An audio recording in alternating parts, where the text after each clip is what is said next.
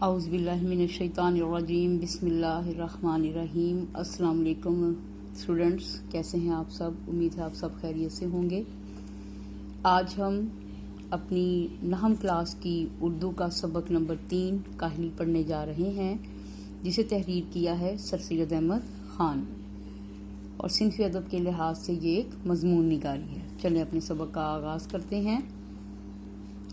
سر سید احمد خان جو کہ پیدا ہوئے 1817 یعنی کہ 1817 میں، اور ان کی ڈیتھ ہوئی 1898 میں یعنی 1898 میں،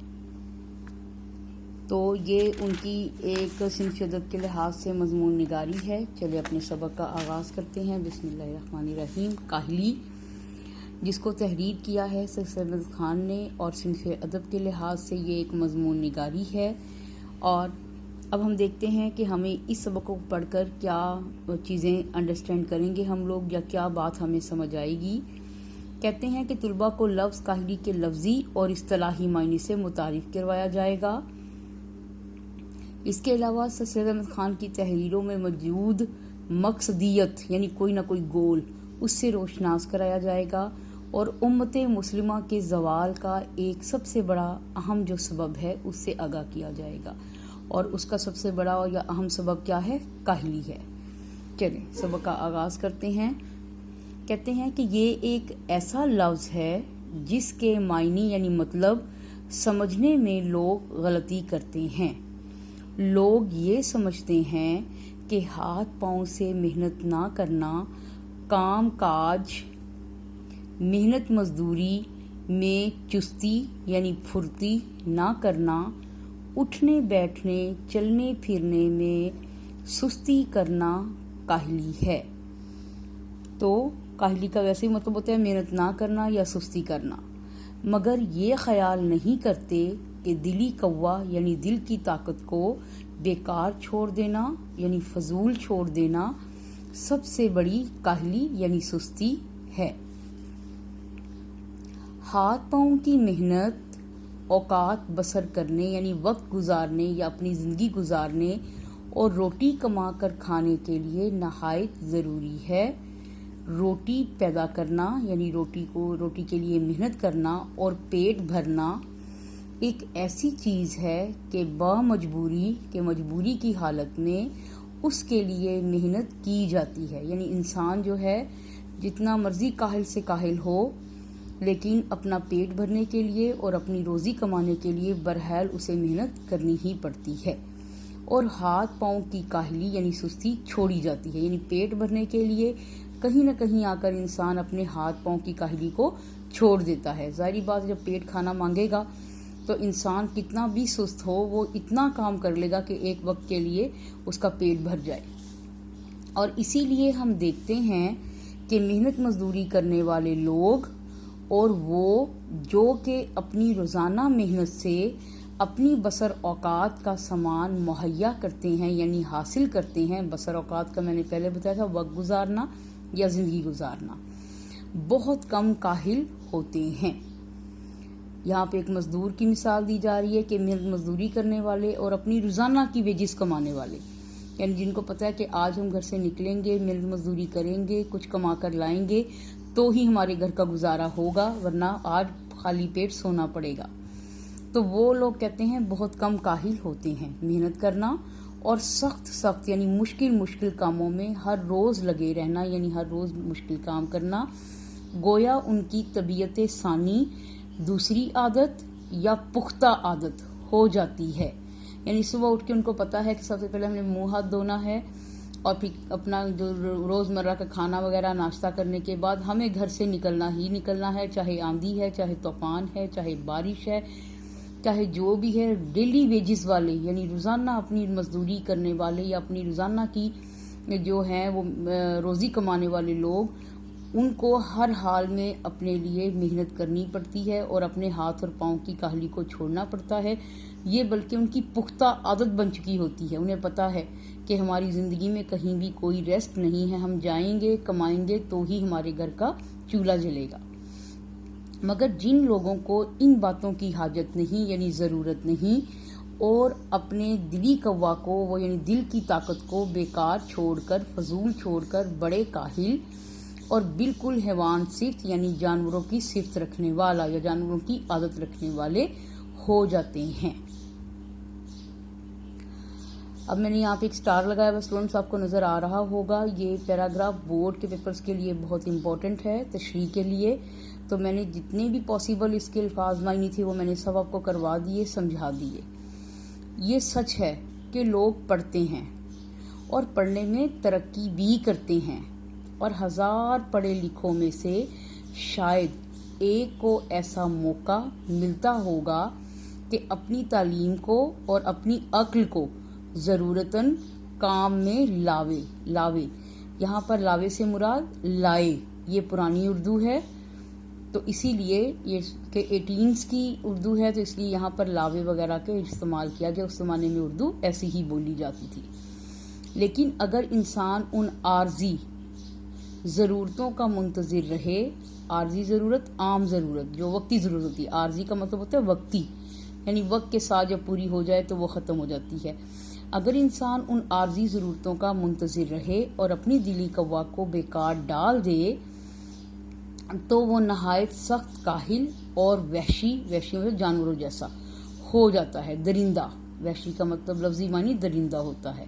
اب یہاں سے اسٹوڈنٹس یہ والا پیراگراف جو میں 3 سے 4 لائنیں پڑھنے جا رہی ہوں یہ بھی بہت امپورٹنٹ ہے اور موسٹلی بورڈ کے پیپرز میں آ چکی ہیں پیراگراف کی تشریح کے لیے۔ انسان بھی مثال کے طور پر اور حیوانوں کے اور جانوروں کے ایک حیوان ہے یعنی جانور ہے، اور جب کہ اس کی دلی قوا دل کی طاقت کی تحریک یعنی حرکت سست ہو جاتی ہے اور کام میں نہیں لائی جاتی تو وہ اپنی حیوانی خصلت میں پڑ جاتا ہے۔ حیوانی خصلت میں پڑ جاتا ہے یعنی کہ جانوروں کی عادات میں پڑ جاتا ہے اور جسمانی باتوں میں مشغول ہو جاتا ہے۔ مشغول مطلب کیا ہوتا ہے؟ مصروف ہو جاتا ہے، ٹھیک ہے، مصروف ہو جاتا ہے، اور انسانی صفت یعنی انسانوں والی عادات کو کھو کر یعنی گنوا کر پورا حیوان بن جاتا ہے یعنی پورا جانور بن جاتا ہے۔ بس ہر ایک انسان پر لازم ہے یعنی ضروری ہے کہ وہ اپنی اندرونی قوا یعنی اندر کی طاقت، دل کی طاقت کو زندہ رکھنے کے لیے کوشش میں رہے اور اس کو بیکار نہ چھوڑے، یعنی اس کو بیکار نہ جانے دے۔ جب تک انسان کے اندر کی طاقت جو ہے وہ زندہ رہے گی تب تک انسان جو ہے وہ انسان رہے گا۔ جب انسان اپنے اندر کی طاقت کو کھو دے گا اور اچھائی اور برائی کی اس کو پہچان نہیں رہے گی تو پھر اس کو درندہ بننے میں دیر نہیں لگے گی۔ کہتے ہیں کہ ایک ایسے شخص کی حالت کو خیال کرو جس کی آمدنی اس کے اخراجات یعنی خرچ کو مناسب ہو یعنی پورا کرتی ہو، اور اس کے حاصل کرنے میں یعنی اس کو چندہ مطلب کوئی بھی ہرگز بالکل محنت و مشقت کرنی نہ پڑے، یعنی نہ محنت کرنی پڑے نہ مشقت کا مطلب ہوتا ہے کوشش کرنی پڑے، سخت کام کرنے پڑے، جیسا کہ ہمارے ہندوستان میں ملکیوں، ملک کے اندر رہنے والے اور لا خراج دار ٹیکس ادا نہ کرنے والے، یعنی ٹیکس جو ادا نہ کرے اس کو کہتے ہیں لا خراج دار۔ تو لا خراج داروں کا حال ہے جو ٹیکس ادا نہیں کرتے اور اپنی دلی قوا کو بھی بیکار ڈال دے تو اس کا حال کیا ہوگا۔ یعنی وہ کہتے ہیں ہندوستان میں رہنے والے لوگ اور جو ٹیکس ادا نہیں کرتے اگر وہ اپنی دلی قوا کو بیکار ڈال دیں تو ظاہر بات جب ملک کو ٹیکس نہیں ملے گا تو معیشت ترقی نہیں کرے گی، اور اگر معیشت ترقی نہیں کرے گی تو پھر جو ملک ہے وہ زوال کا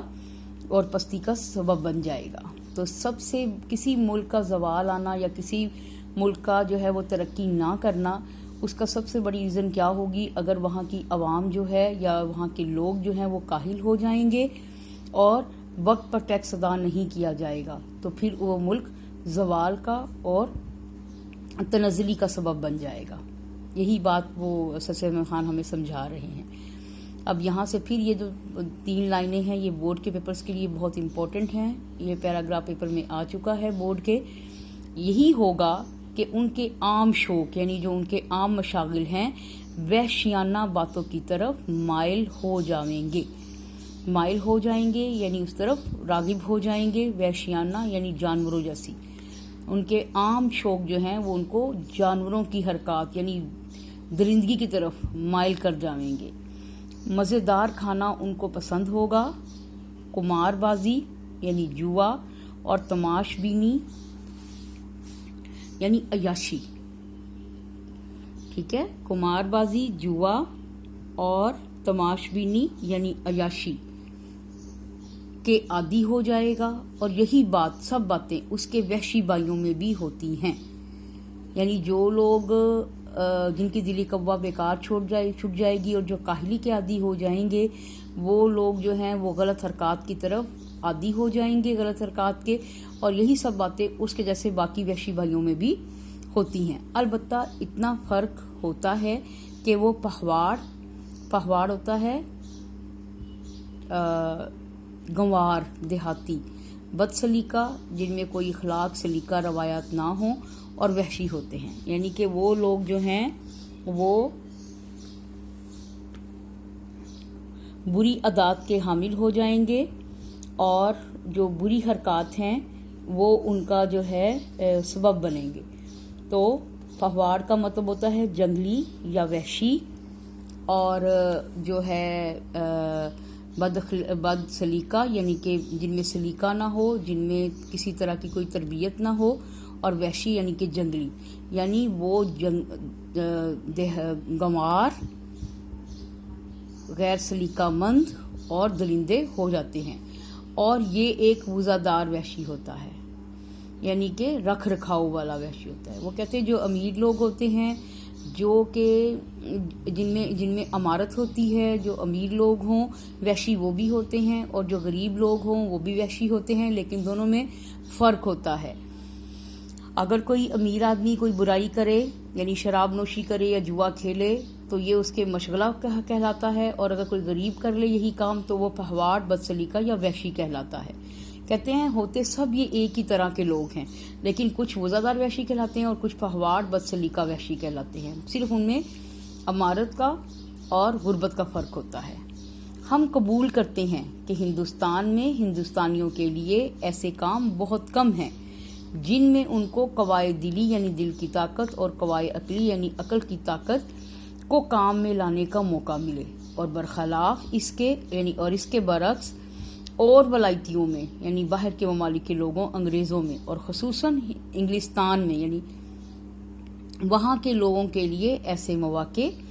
بہت ہیں، اور اس میں بھی کچھ شک نہیں کہ اگر انگریزوں کو بھی کوشش اور محنت کی ضرورت اور اس کا شوق نہ رہے جیسا کہ اب ہے، تو وہ بھی بہت جلد وحشت پونے کی حالت کو پہنچ جائیں گے۔ وحشت پونے کی حالت کو یعنی کہ بے وقوفی کی یا جہالت کی حالت کو پہنچ جائیں گے۔ وہ کہتے ہیں کہ انگریزوں کے پاس بہت سے وسائل ہیں اپنی عقل کو استعمال کرنے کے لیے، یعنی وہ لوگ جو ہیں اپنے ذہن کو کسی نہ کسی کام میں مصروف رکھتے ہیں، اسی لیے وہ محنت مزدوری سے کبھی جی نہیں چراتے، اور وہ بہت جلدی جو ہے وہ ترقی کی راہ پر گامزن ہو گئے ہیں۔ ایسے تمام ممالک جہاں پر قوائے دلی اور قوائے عقلی کو یعنی دل کی طاقت اور دماغ کی طاقت کو استعمال کرنے کے مواقع زیادہ ہیں، ٹھیک ہے، تو وہ کہہ رہے ہیں کہ اسی لیے اگر ان کے پاس یہ مواقع نہ ہوں تو وہ بھی بہت جلد بے وقوفی کی یا جہالت کی حالت کو پہنچ جائیں گے۔ مگر ہم اپنے ہم وطنوں سے یہ کہتے ہیں، اب آگے وہ نصیحت کر رہے ہیں ہندوستانیوں کو، کہ ہمارے ملک میں جو ہم کو اپنے قوائے دلی اور قوائے عقلی کو کام میں لانے کا موقع نہیں رہا ہے، تو اس کا بھی سبب یہی ہے، یعنی وجہ یہی ہے کہ ہم نے کاہلی اختیار کی ہے۔ وہ کہہ رہے ہیں کہ اب یہ وہاں پہ بیٹھے بٹھائے باہر کے ممالک میں قوائے دلی اور قوائے عقلی کو استعمال کرنے کے وسائل نہیں آئے، بلکہ وہ اس تگ و دو میں لگے رہے ہیں، اور ہمارے ملک میں جو ہے وہ بھی قوائے عقلی اور قوائے دلی کو جو لانے والے استعمال میں لانے والے جو وسائل ہیں کیوں نہیں ہیں؟ کیونکہ ہم لوگوں نے شروع سے ہی کاہلی اختیار کی ہے، یعنی اپنی دلی قوا کو بیکار چھوڑ دیا ہے۔ اگر ہم کو قوائے قلبی یعنی قلب کی طاقت یعنی کہ دل کی طاقت اور قوائے عقلی کے کام میں لانے کا موقع نہیں ہے، اور قوت عقل کو کام میں لانے کا موقع نہیں ہے، تو ہم کو اس کی فکر اور کوشش کرنی چاہیے کہ وہ موقع کیوں کر حاصل ہو، مگر اس کے حاصل کرنے میں ہمارا کچھ قصور ہے، لیکن وہ کہہ رہا ہے کہ اس کو استعمال کرنے میں یا حاصل کرنے میں ہمارا کچھ قصور ہے۔ تو اس کی فکر اور کوشش چاہیے. یعنی اگر قصور ہمارا ہے تو ہم اس قصور کو کس طرح سے رفع کریں, کس طرح سے دور کریں, ہمیں اس کی فکر کرنی چاہیے اور کوشش کرنی چاہیے کہ وہ قصور کیوں کر رفع ہو, کس طرح سے دور ہو. غرض اب یہاں سے پھر یہ پیراگراف بہت امپورٹنٹ ہے بورڈ کے پیپرز کے لیے کہ اگر کسی شخص کے دل کو بیکار پڑا رہنا نہ چاہیے, کسی نہ کسی بات کی فکر و کوشش میں مصروف رہنا لازم ہے یعنی ضروری ہے, تاکہ ہم کو اپنی تمام ضروریات کے انجام کرنے کی فکر اور مستعدی یعنی چستی رہے. فکر مطلب ہوتا ہے کوشش, اور مستعدی یعنی چستی رہے. اور جب تک ہماری قوم سے کاہلی یعنی دل کو بیکار پڑا رہنا نہ چھوٹے گا, اس وقت تک ہم کو اپنی قوم کی بہتری کی توقع یعنی امید کچھ نہیں ہے. یعنی کہ ہمیں اپنے ملک کو حاصل کرنے کے لیے, اپنے ملک کو ترقی کی راہ پر گامزن کرنے کے لیے اپنے دلی قوا کو بیکار چھوڑنا نہیں چاہیے. ہمیں اپنی دل کی طاقت کو بحال کرنا ہے, ہمیں اپنے دماغ کی طاقت کو, عقل کی طاقت کو بحال کرنا ہے. جو قومیں سستی کو چھوڑتی ہیں اور جو ہے استعمال کرتی ہیں, یہ بچے نے املا غلط کی ہوئی ہے, اس کو ہم ٹھیک کر دیتے ہیں جی. تو جو لوگ اپنی دل کی طاقت کو استعمال کرتے ہیں, اپنی عقل کی طاقت کو استعمال کر کے ترقی کے وسائل کو زیادہ بڑھاتے ہیں, وہی قومیں ترقی کرتی ہیں, وہی افراد ترقی کرتے ہیں. اس پورے چیپٹر سے ہمیں یہ پتہ چلا کہ سر سید احمد خان کہتے ہیں کہ اگر کوئی قوم, کوئی ملک کسی زوال کا سبب بنتا ہے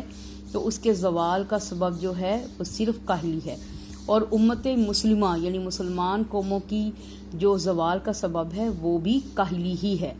اگر کاہلی نہ کی جاتی, اگر کاہلی چھوڑ دی جائے تو وہی ملک ترقی کرتے ہیں. مجھے امید ہے یہ ماخذ ہے آپ کا مقالات سر سید حصہ پنجم, یہ ہمارے چیپٹر کا ماخذ ہے. مجھے امید ہے اسٹوڈنٹس کہ آپ کو اس چیپٹر کی اچھی طرح سے سمجھ آ گئی ہوگی, اور تمام مشکل الفاظ کے جو معنی ہیں وہ بھی آپ کو سمجھ آ گئے ہوں گے. مجھے آپ کی اس بات کی پوری امید ہے. چلیں اچھا, اللہ حافظ.